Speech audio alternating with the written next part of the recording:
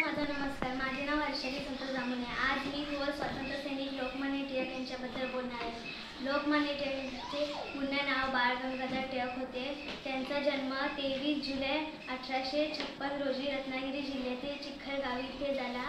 त्यांच्या आईचे नाव पार्वतीबाई होते व वडिलांचे नाव गंगाधर टिळक असे होते। लोकमान्य टिळकांनी व आग्रकर यांनी मराठा व केसरी हे 2 वर्तमानपत्रे सुरू केले। लोकमान्य टिळकांनी सार्वजनिक गणेश उत्सव व शिवजयंती हे उत्सव सुरू केले। लोकांनी त्यांना नेता म्हणून स्वीकार केल्यास लोकमान्य ही पदवी त्यांना देण्यात आली।